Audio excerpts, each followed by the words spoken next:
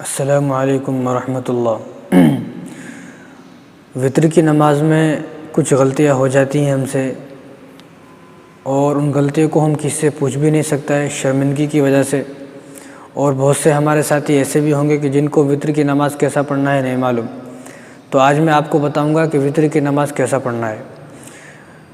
وطر کی نماز میں سب سے پہلے آپ یاد رکھیں کہ 3 رکعت ہیں۔ وطر کی نماز میں 3 رکعت ہیں، اور وطر کی نماز عشاء کے بعد پڑھنا واجب ہے۔ جس طرح پورے دن کے اندر 5 نمازیں پڑھنا فرض ہے، اسی طرح وطر کی نماز پڑھنا بھی واجب ہے۔ جس طرح قیامت کے دن 5 فرض نمازوں کے بارے میں پوچھا جائے گا، اسی طرح وطر کے بارے میں بھی سوال ہوگا۔ جس طرح فرض نمازیں ہیں، اسی طرح وطر کی نماز بھی ہے، اور وطر کی نماز عشاء کے بعد ہے۔ عشاء کی نماز پڑھنے کے بعد اگر کوئی شخص عشاء کی نماز نہیں پڑھنے سے پہلے وطر پڑھ لے گا تو اس کی نماز نہیں ہوگی۔ اس کو پہلے عشاء کی نماز، عشاء کی نماز کے بعد وطر کی نماز۔ تو یاد رکھیں آپ، وطر کی نماز میں 3 رکعت ہیں۔ تو نیت کیسے کریں گے آپ؟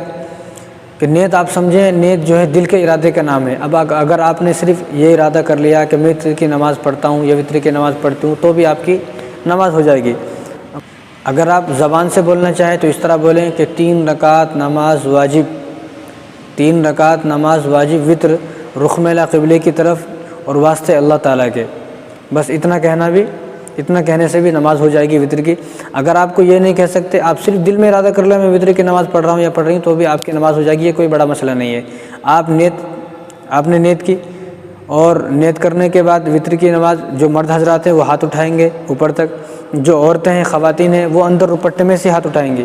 خواتین کے لیے جو نیت باندھنا ہے وہ اندر رپٹے میں سے ہاتھ اٹھانا ہے، وہ باہر نہیں، رپٹے سے باہر ہاتھ نہیں نکالنا، بلکہ رپٹے کے اندر ہی وہیں ہاتھ اٹھا کے وہیں نیت باندھنا ہے۔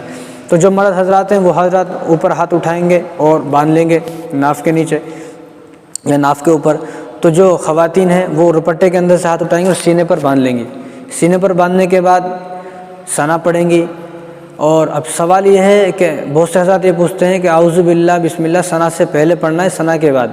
یاد رکھیں آپ، اعوذ باللہ من الشیطان الرجیم بسم اللہ الرحمن الرحیم، یہ آپ کو ثنا سے پہلے نہیں پڑھنا ہے۔ آپ نیت باندھنے کے بعد تکبیرۃ تحریک کے بعد فوراً ثنا شروع کریں گے۔ ثنا کے بعد آپ اعوذ باللہ پڑھیں گے، بسم اللہ پڑھیں گے، اور نہیں پڑھ سکتے آپ، افضل ہے پڑھ لیں تو بہتر ہے، پڑھنا چاہیے۔ نہیں پڑھ سکتے تو ایسا کوئی مسئلہ نہیں ہے کہ نہیں پڑھے تو نماز نہیں ہوگا۔ یہ صرف پہلی رکعت میں ہے۔ اسی طرح دوسری رکعت جب ہم پڑھیں گے تو دوسری رکعت میں سورہ فاتحہ سے پہلے یا سورت سے پہلے بار بار میں پڑھنا ضرور نہیں ہے۔ آپ نے ایک بار پڑھ لیا بس ہے، نہیں بھی پڑھا تو نماز ہو جائے گی، ایسا کوئی بڑا مسئلہ نہیں ہے۔ خیر بہرحال سورہ فاتحہ سورت پڑھنا ہے۔ تو پہلی رکعت میں ہم ثنا کے بعد اعوذ باللہ بسم اللہ پڑھیں، اس کے بعد سورہ فاتحہ پڑھیں، پھر ضم سورہ، کوئی بھی سورہ جو آپ کو یاد ہو وہ ملائیں۔ جو سورت ملانے کے بعد پہلی رکعت ہو جائے گی، دوسری رکعت پڑھ لیں گے۔ اسی طرح دوسری رکعت ہونے کے بعد قاعدے میں بیٹھیں گے، اتحیات میں بیٹھیں گے، تو آپ کو صرف اتحیات پڑھنا ہے۔ آپ کو درود شریف ہے، دعائے معصورہ ہے، کچھ نہیں پڑھنا، ربنا آتینا کچھ نہیں، صرف اتحیات پڑھیں گے بس۔ اتحیات پڑھنے کے بعد آپ فوراً ٹھہر جائیں گے، دوبارہ کھڑے ہونے کے بعد آپ سورہ فاتحہ پڑھیں گے، سورت ملائیں گے۔ اب سورہ فاتحہ سورت ملانے کے بعد آپ کو رکوع میں نہیں جانا، بلکہ رکوع میں جانے سے پہلے آپ ہاتھ اٹھائیں گے۔ اب ہاتھ اٹھانا یہ ضروری، ہاتھ اٹھائیں، ایسا نہیں کہ ہاتھ نہیں اٹھائیں ایسے ہی دعا قنوت شروع نہیں، بلکہ ہاتھ اٹھائیں۔ ہاتھ اٹھانے کے بعد دوبارہ ہاتھ باندھ لیں۔ جو مرد حضرات ہیں وہ نیچے، جو عورتیں خواتین ہیں وہ یہاں سینے پر ہاتھ باندھ لیں۔ ہاتھ باندھنے کے بعد اب آپ کو دعا قنوت پڑھنا ہے۔ اب آپ کو ہاتھ اٹھانا ہے تیسری رکعت میں سورہ فاتحہ سورت پڑھنے کے بعد آپ کو ہاتھ اٹھانا ہے، اور ہاتھ اٹھانے کے بعد آپ کو دعا قنوت پڑھنا ہے۔ اب پوری دعا قنوت پڑھنا ہے۔ اب کسی کو دعا قنوت یاد نہیں ہے تو وہ کیا کرے؟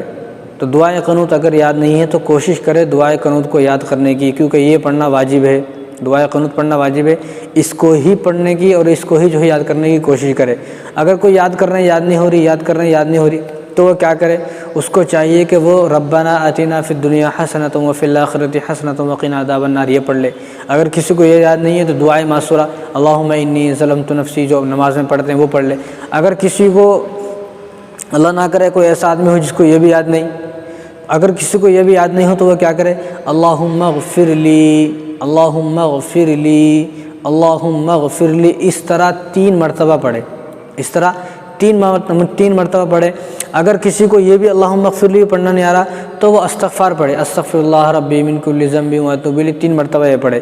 لیکن خیر بہرحال یہ تو اس کے واسطے ہیں جس کو یاد نہیں ہے، لیکن ہر مسلمان کے لیے یہ ضروری ہے کہ وہ دعائے قنوت یاد کرے۔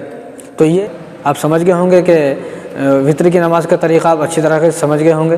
نہیں سمجھ میں آیا تو دوبارہ اس ویڈیو کو دیکھیں۔